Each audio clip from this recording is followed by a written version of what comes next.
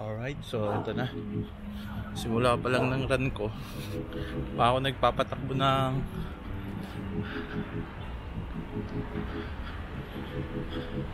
smartwatch eh. Pero ito, 0 kilometers, 5:30 AM. Alright.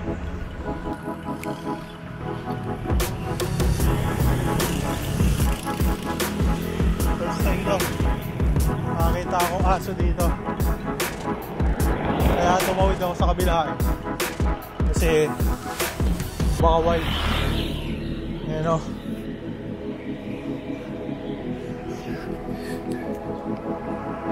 kaya may mga pinakakatawa sa aso na hindi mo pa nakikita ever. Ay, kilala kasi niya, kilala ka niya. Tapos usually makikilala mo rin sila, lalo na kung araw-araw nakikita mo silang alpas, okay yun. Pero kung yan bagong alpas lang, sanay sa tali, baka sira ulo yan. Kaya naglakad ako kahit kakasimula ako pa lang. Alright, update tayo. 2 kilometro na, lapit na tayo doon sa Southview at 40 meters ang elevation gain natin. Simula kasi kanina nandito, dito yung pag-akit nito eh. Tapos hanggang mamaya doon, mamaya ulit. Ito, ayun, dahil aso.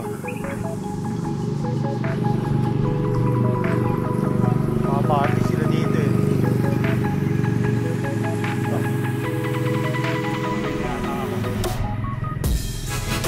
Yun ang aso to. Oh, nagkakagul sila na.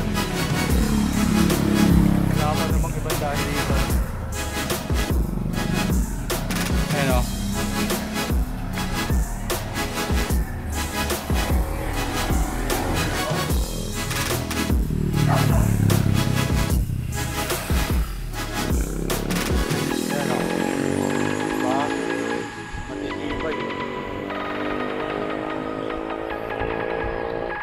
Na talagang binigyan ko pa sila ng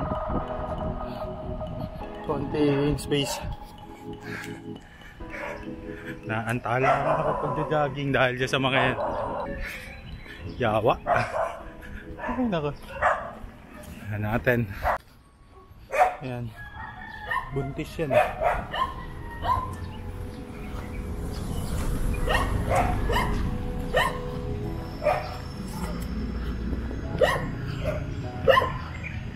Alright.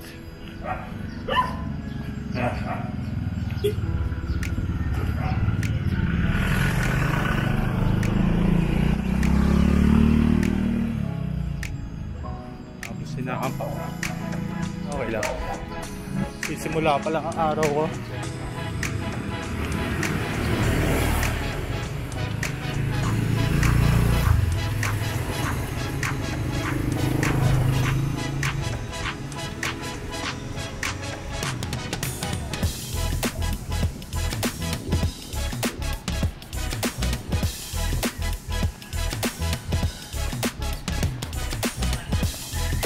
Yan. Alright.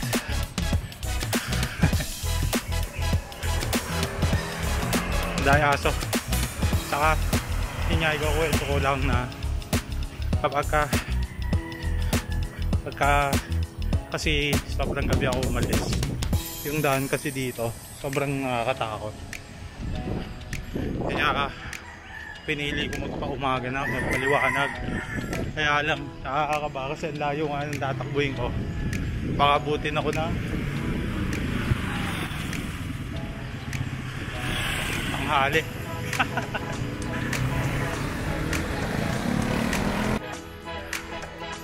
Yan, grabe.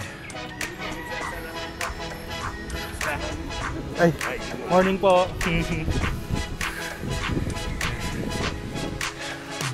Yan,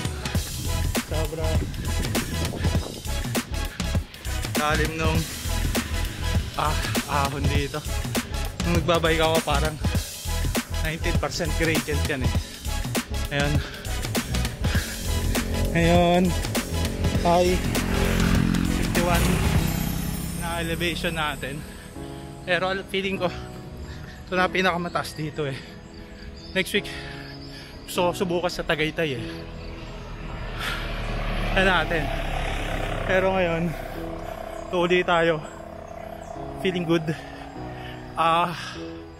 Target ko ngayon, although teka lang,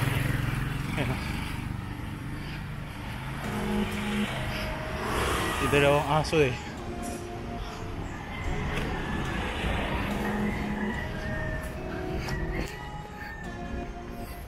Yun. Sabi ko yun. Morning po. Yan, target ko ngayon ay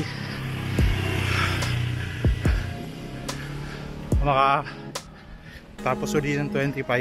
Pero ngayon hindi tayo titigil ng sobrang tagal kasi ngayon may dala na akong pera, tsaka kumain ako bago umalis.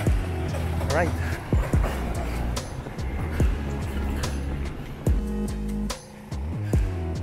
ay wala na, di umabot.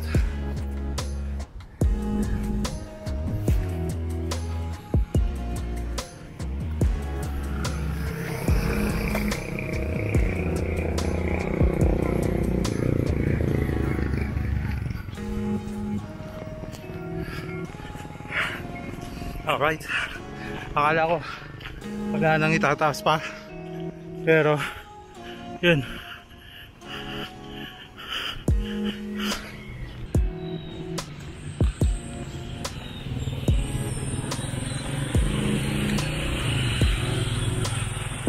Buti hindi ko na alam, pero yun nga,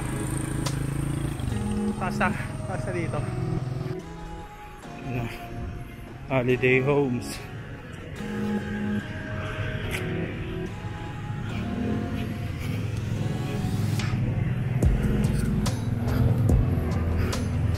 Alright, and wala tayo, Alabang na, next stop. Ayan, binagalan ko na, naglakad na ako.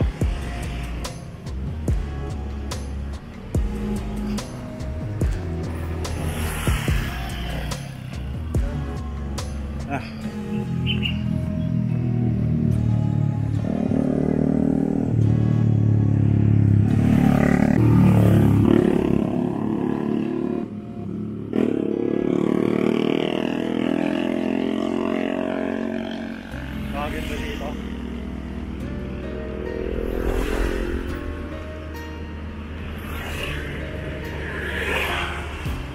Sobrang mapuno lang.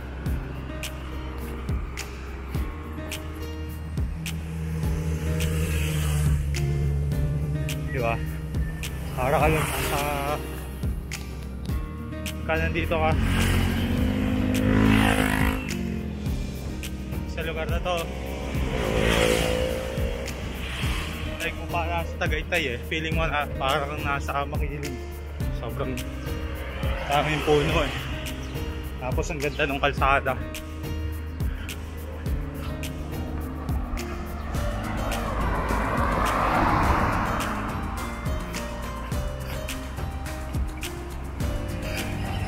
Tapos dyan, aakit pa dyan mamaya. Yan, ito yung tinatawag na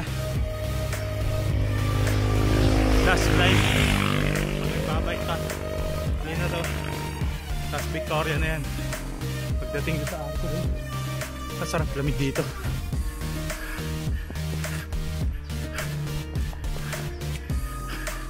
Yan, yan, dito sa arko na to. Yan.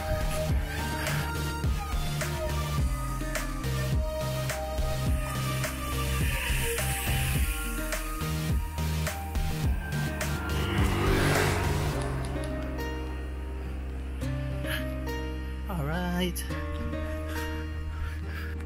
O, di ba?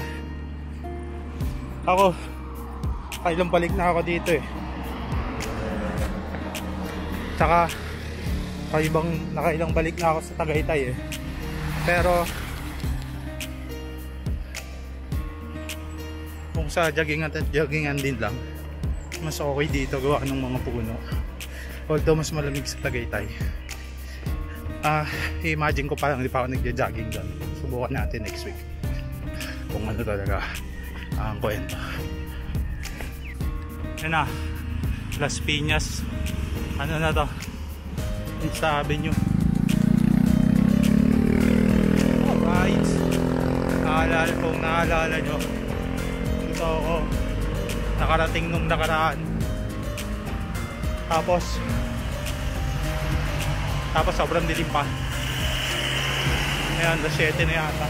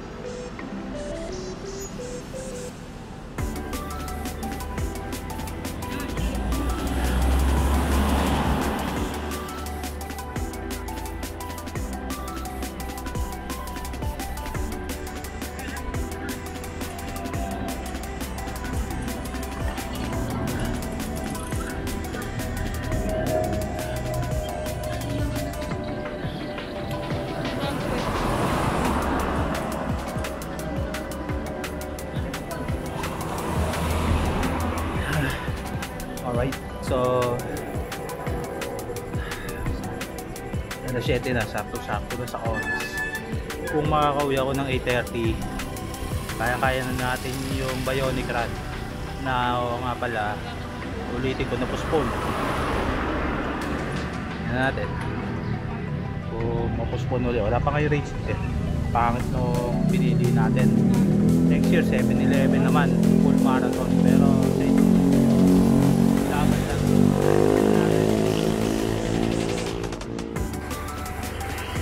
alright, nandito ulit tayo sa same spot since last week.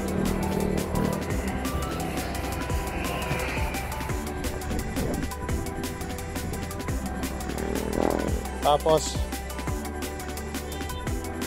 ayan na, nagloko na yung relo ko, pero short naman ako. 10k yung tinakbo ko, tsaka on pace pa ako. Ayan, on pace pa. Lapit na sa bahay.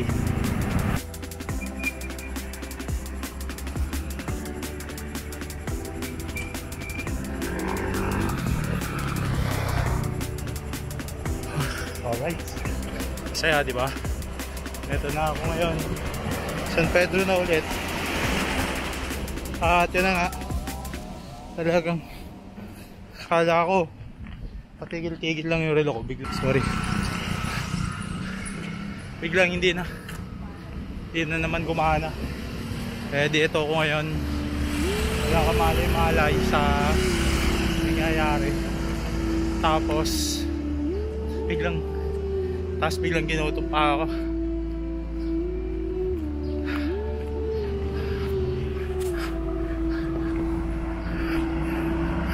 Yeah.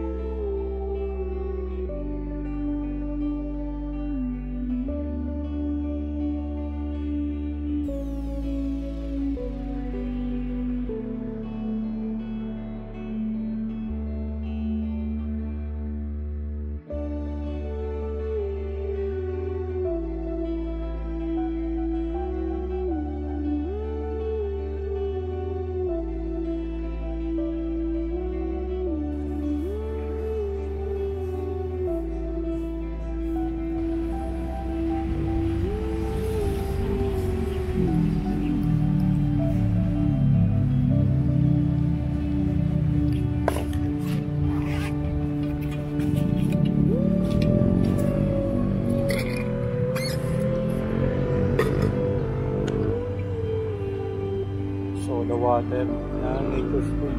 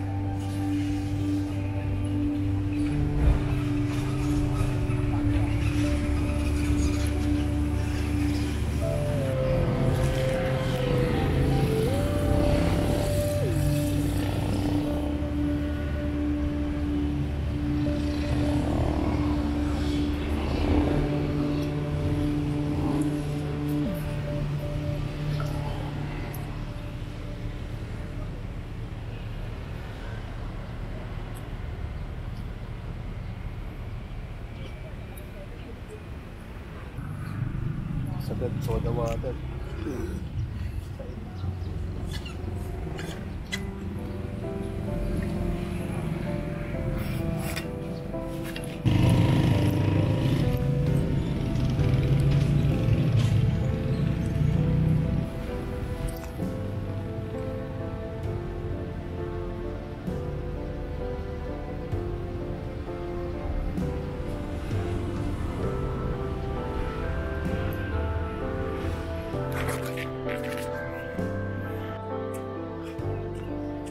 Sakto, nagmerienda na ulit. Tapos paktulamin na naman. Mas na 7:54. Aga pa. Tayo ng target eh. 5K na lang na dito.